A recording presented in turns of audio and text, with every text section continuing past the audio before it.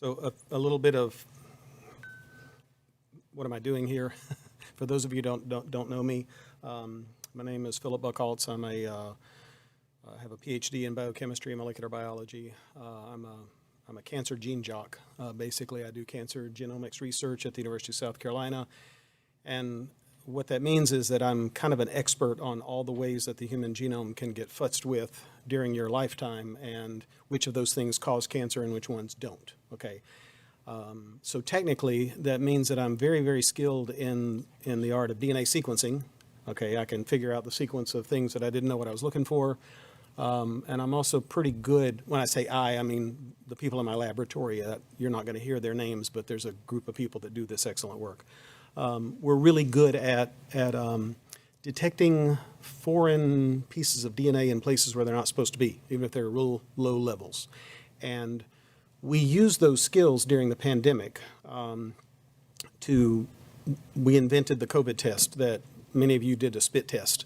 Okay, that came out of my lab because we were really good at that kind of stuff. And so I've earned a fair amount of respect in the state of South Carolina and in this body because we did a ton of COVID testing in the middle of the night when people were afraid, and we told them, no, you don't have COVID in your home, or yes, you do. So my qualifications to comment on this are both technical and kind of relational in the state of South Carolina.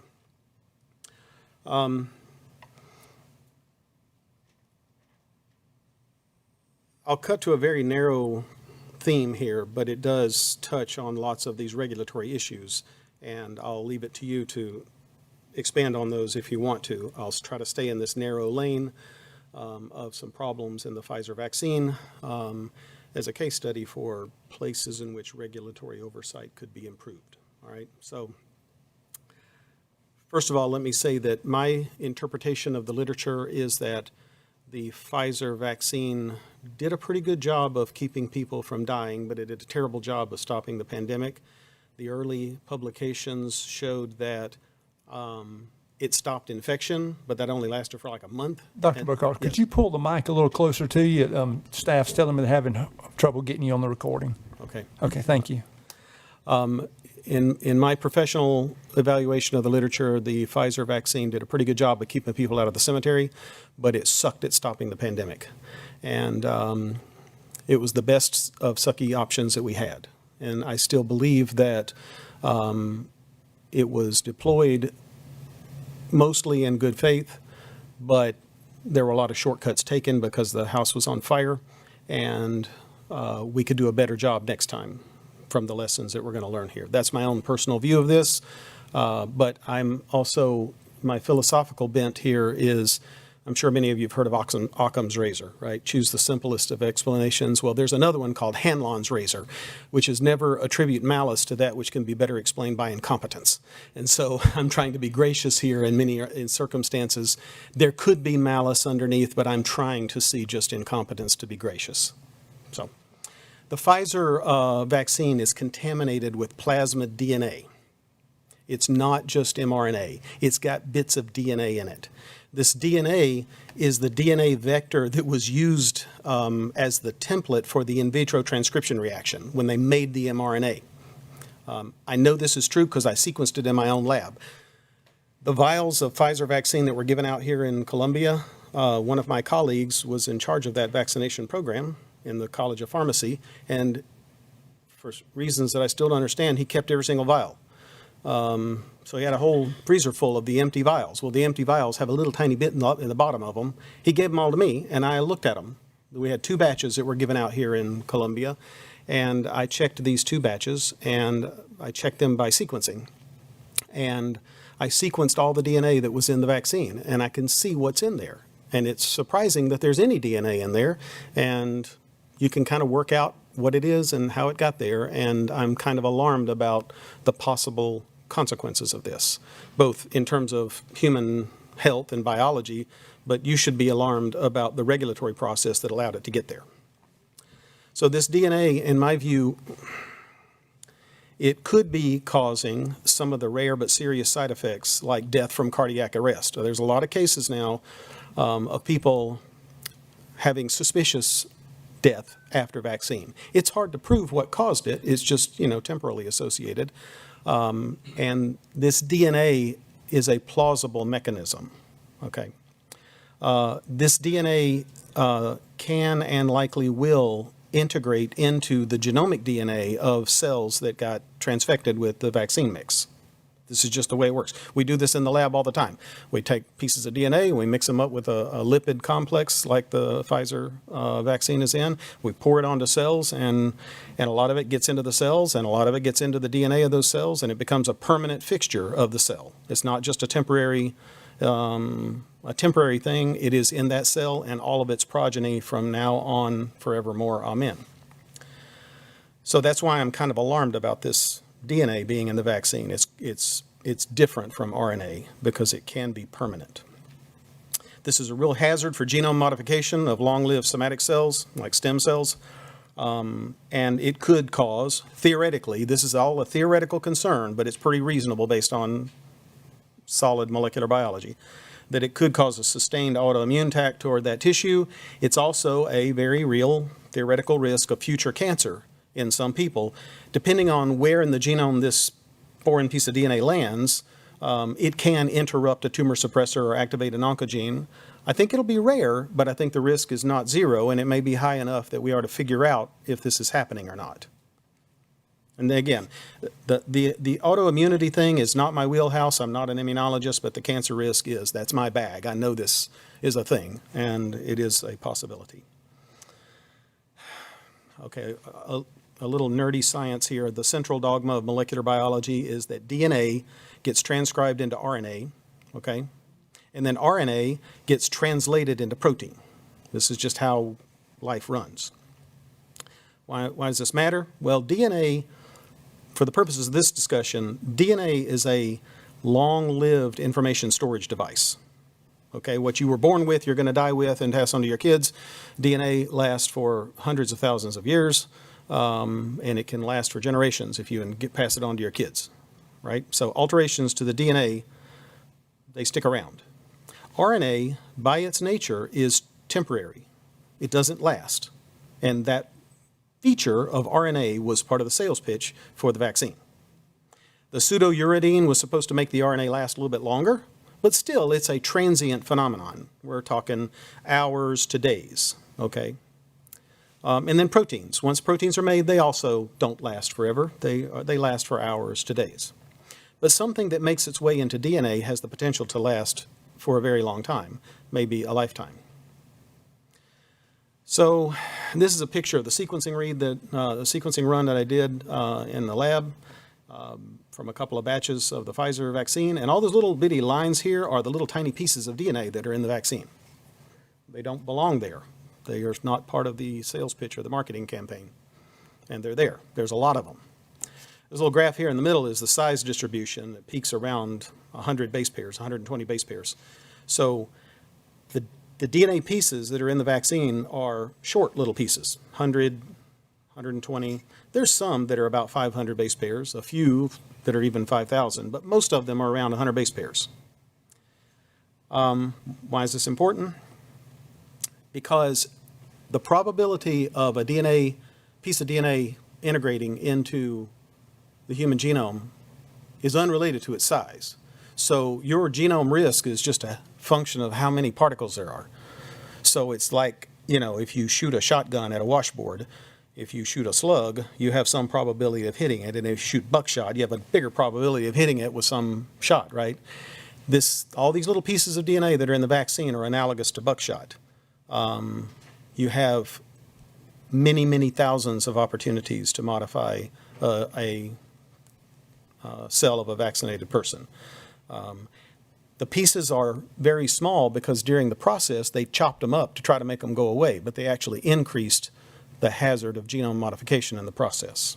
That's how this got here. In my view, somebody should go about sequencing DNA samples from stem cells of people who are vaccinated and find out if this theoretical risk has happened or not. I think this is a real serious oversight, regulatory oversight that happened at the federal level, and somebody should force this to happen somewhere. Dr. Buckoff, if you allow, are you capable of doing that? Yeah, we do that kind of thing, but in order for it to be trustworthy by the public, this has to be done by lots of people, right? Okay. I'll talk to you more about that later. Yeah, this is our deal. This is why I know this should have been done at the federal level.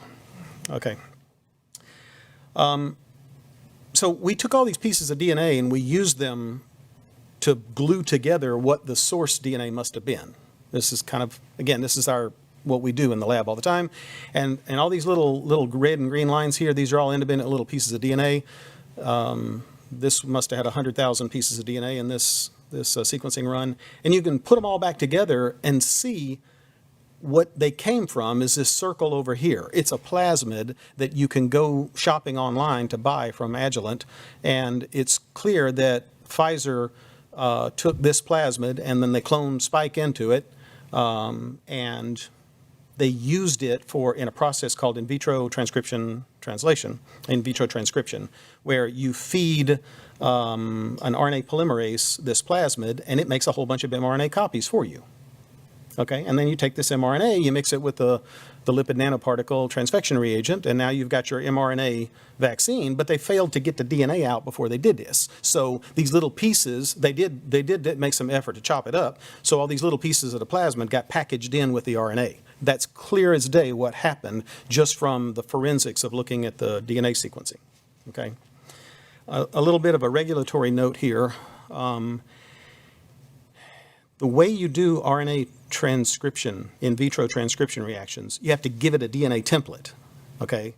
And you can give it a DNA template that is just a synthetic piece of DNA that is only the instructions to make the RNA, and that's what was done for getting the emergency use authorization and the clinical trial. That's called process 1 if you look up that kind of stuff.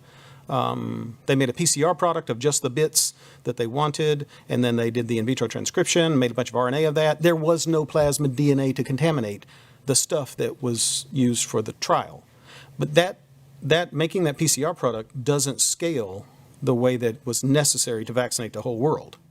So a cheaper way to scale up the production of this template is to clone that PCR product into this plasmid vector, put the plasmid vector into bacteria, and then you can grow up big vats of the bacteria. They make a lot of the plasmid DNA for you. Then you use that plasmid DNA as the template to drive this transcription reaction to make your RNA. And that's how the contamination ended up in the production batches, even though it was not in the stuff that was used for the authorization trials. So I know it's a little bit of nerdy science, but it has regulatory implications for you guys.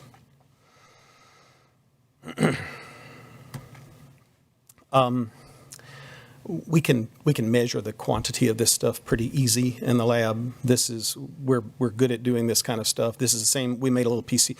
A colleague of mine at MIT made, who used to work for the Broad Institute at MIT, he made a little PCR test, and we cloned it here.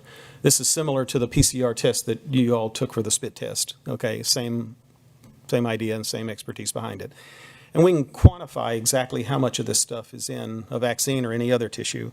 And, I estimate that there were about 2 billion copies of the one piece that we're looking for in every dose. And if you look back at that map I showed you where it's all these the little piece that we're looking for is just that little bit right there, okay? But if you see 2 billion copies of this, there's about 200 billion of everything else. So what this means is that there's probably about 200 billion pieces of this plasmid DNA in each dose of the vaccine, and it's encapsulated in this lipid nanoparticle, so it's ready to be delivered inside the cell. Okay? This is a bad idea. My conclusions from this, we should check a bunch of people. My conclusions from this, or I should learn how to run PowerPoint.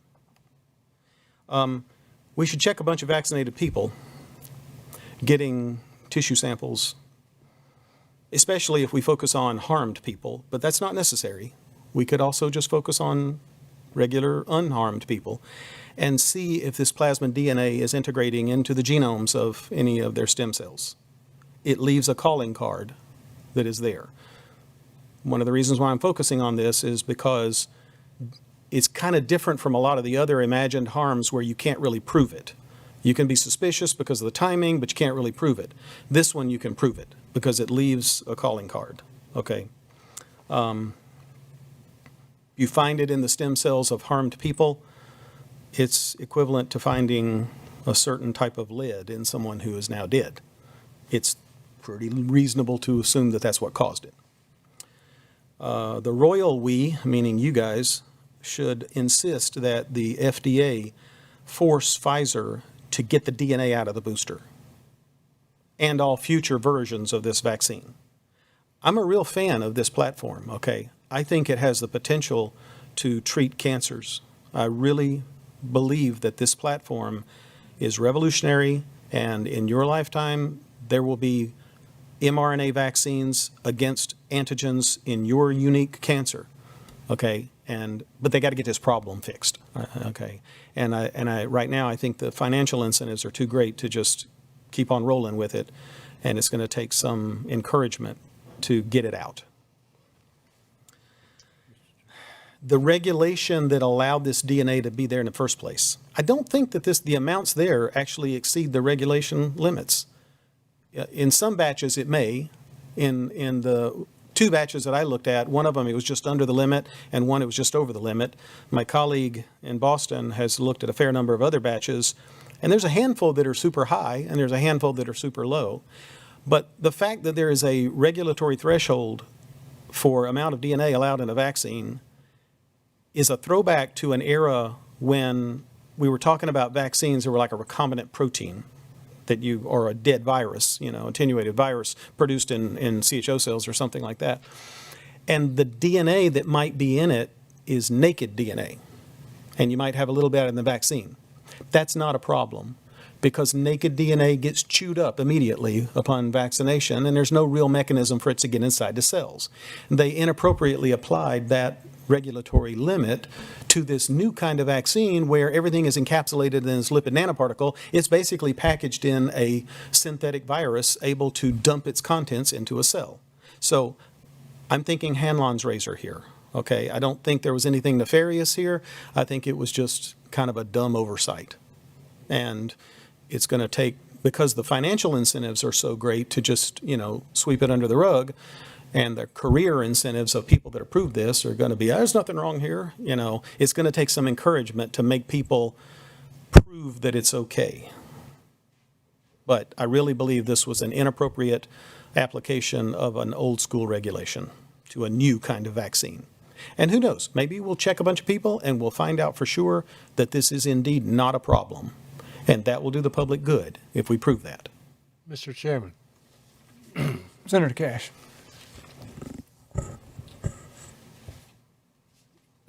Doctor, we appreciate all that you're saying, although we don't understand most of what you're saying. Sorry. I have a limited amount of time. I hear someone down there agreeing a lot, so you must have been a chemistry major or something. But what is going to help us is to know what you can do, like checking a bunch of vaccinated people. Of course, that's what I can do. Right, but we are not going to have any authority over the FDA to force Pfizer to do something. I mean, that's a federal issue. Yes. Unless you can explain to me how we could do something at a state level. Some of this is going to have to be taken up by our congressman, right? So just whatever your remaining comments are, just keep in mind that I understand. What we can do, and really these technical things you're throwing at us, as the senator from Greenville has already mentioned, we're going to throw right back at you because you're the expert. So if someone's going to do this testing, I don't know who would find to do it. Well, other than someone like you. I can do it. Lots of other people can do it. I've had a lot of coroners and pharmacists from different states contact me. I posted all this on Twitter, right? And so people will private message me and say, I'd like to send you some samples. And then they say, oops, state regulations will not allow our coroner to send any samples for this. So there are some policy issues that can allow this to happen or impede it. I don't know what they are, but I hear that there are mechanisms in place that will, you can encourage people to do things or not do things, but that's your wheelhouse, not mine. All I can tell you is what I found in the lab and the scientific implications of it, the policy implications and what to do with it is it's above my pay grade. Senator Garrett. Thank you for coming today. I think I followed most of what you said. President Biden said the other day that there was a new COVID vaccine and this one really works. There's no evidence to that as far as I can tell. I understand that, and that's why I'm asking this question. Is there some way you could get a hold of one of those and I would love to. do the same study that you did Yes. on these vials to make sure I would like that to we're do not that. using that DNA protein or whatever it is, that the DNA that we don't need to be injected into these to our constituents. I would like to do that, and I will not get it unless I get a batch and find out that it's free of DNA, and then I'll take it myself. I mean, But I don't have any way of compelling that to happen. So it was just basically a way to save money by doing it in such volume that way without then taking it back out later on? I think nobody thought about it. I think it was reasonable to use the E. coli to blow up the plasmid to make the stuff, and then the pieces of the DNA are of a very uniform and small size. That's evidence that they took efforts to try to chop it up. And Well, then they knew about it. yeah, they knew it, and they took efforts to chop it up. They just didn't get it all out.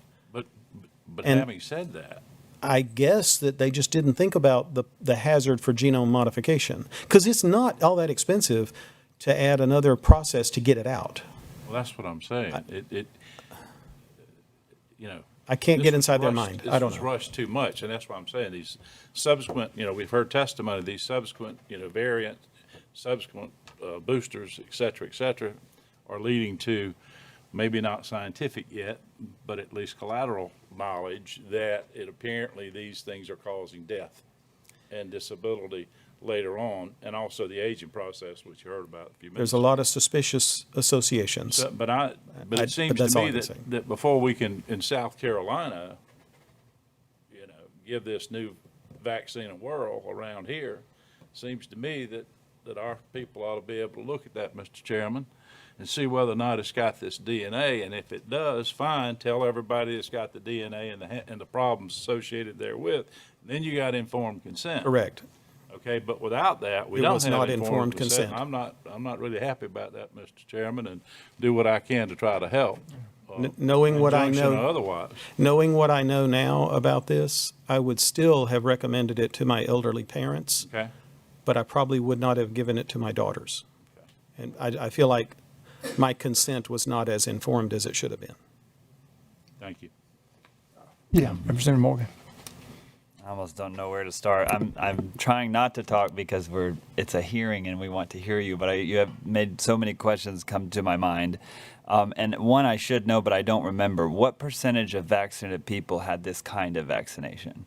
Do you know off the top of your head? Like the majority of people that took the vaccine have this type, because weren't there multiple types of vaccinations you could take? The vast majority of people got either Pfizer or Moderna. And we're talking about the I'm Pfizer. talking about Pfizer. My colleagues have looked at Moderna, and it's in Moderna too. In the few that we've looked at, it's just not quite as high. Okay, wow. So you were here today, and you've come to present, and you noticed this. Where could you have gone if we didn't have this kind of ad hoc hearing for Nowhere. this to come? Twitter. So there's no yeah. there's no way No. for you, even at your level of expertise, to say, "Hey, red flag."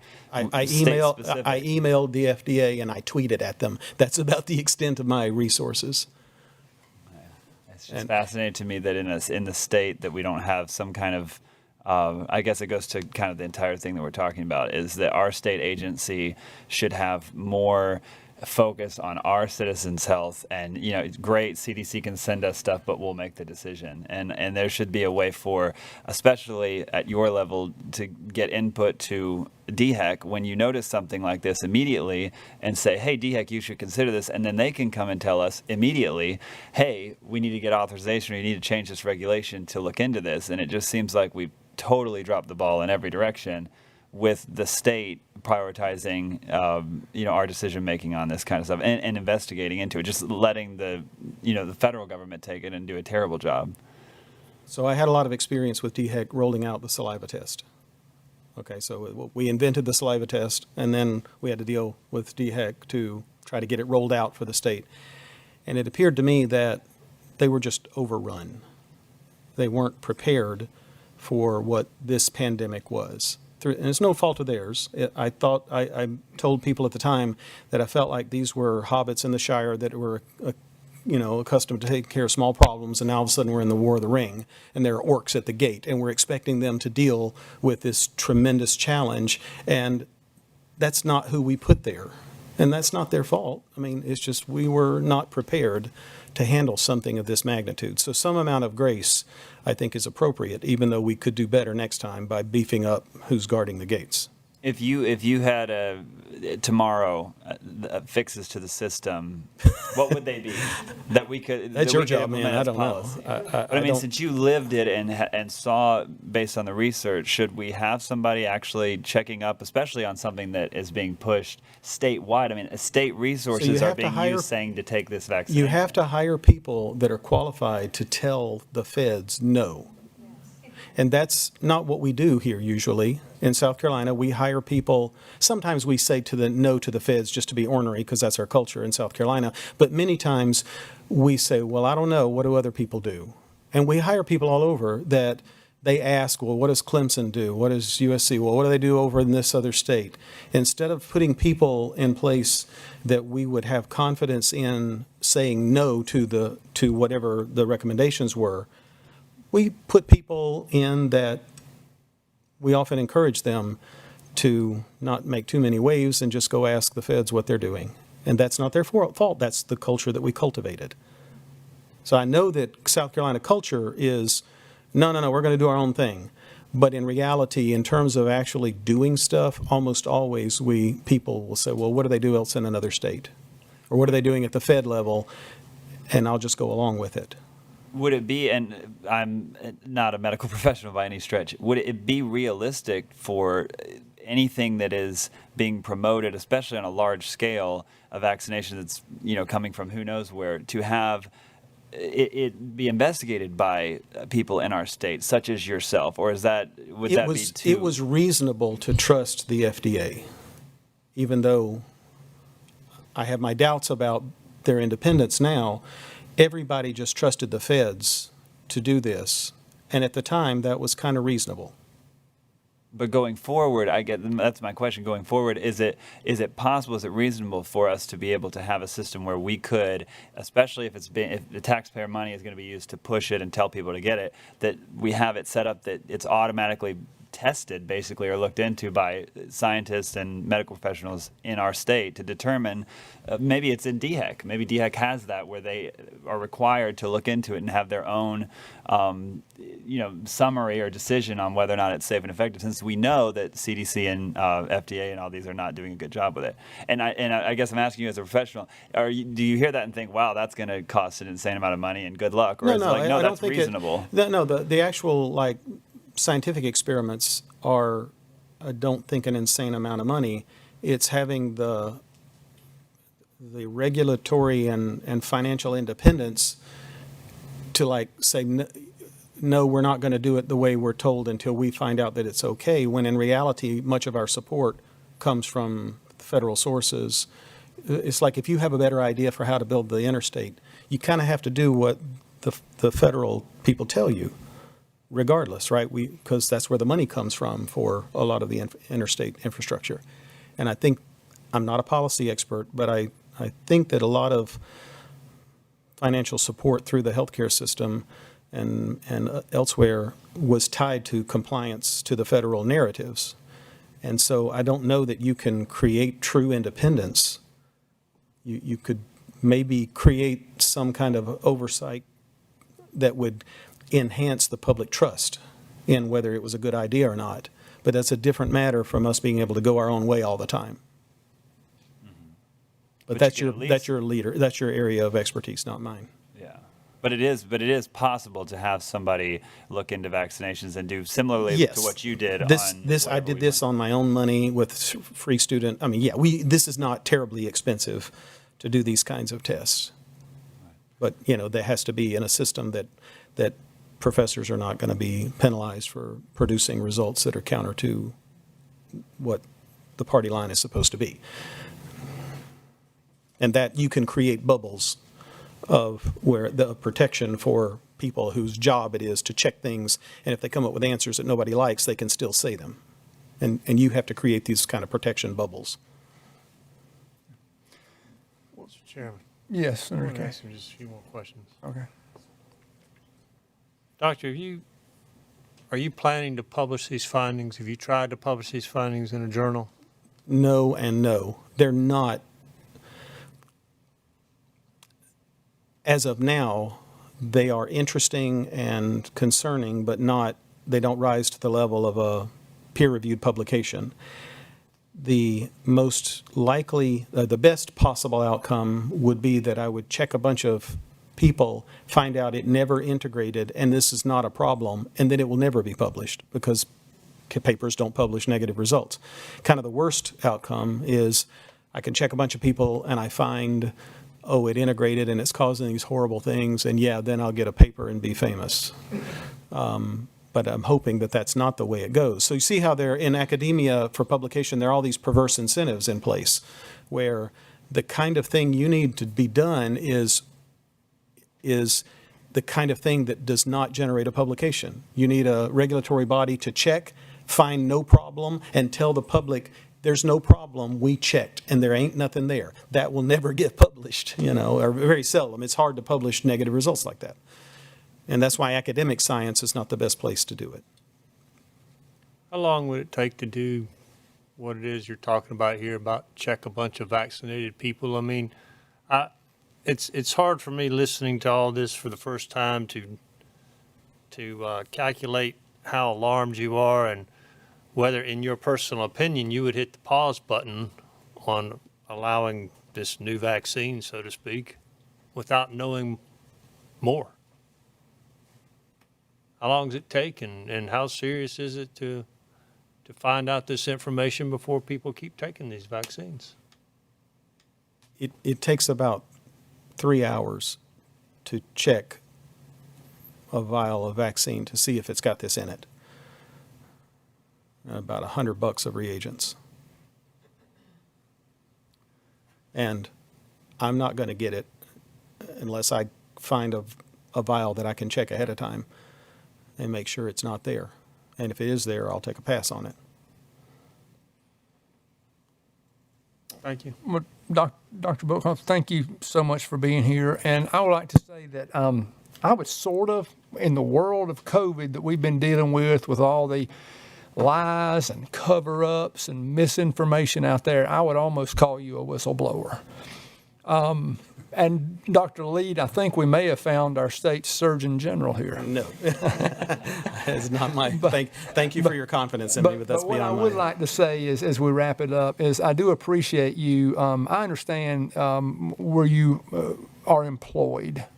And you and I have had a little conversation about how wonderful tenure is and things like that. But if you experience any retribution or any harassment for coming forward at this hearing and testifying, would you please let us know? Because I can assure you, you will have an army behind you to help with whatever may come your way. Thank you very much. Rep Morgan has Easy. one more I'm so sorry, it's question. very easy. And we've got to move along. I should- Dr. Jancy is, I think, under a time constraint. I should as have well. asked this. So you didn't you haven't interacted with DHEC about this specific? No. Okay. I was just wondering if you had any. I interacted with a couple of people at the FDA. I just sent them emails and said, hey, you should look in this. Okay. Okay, thank you so much. Next is Dr. Jancy Lindsay.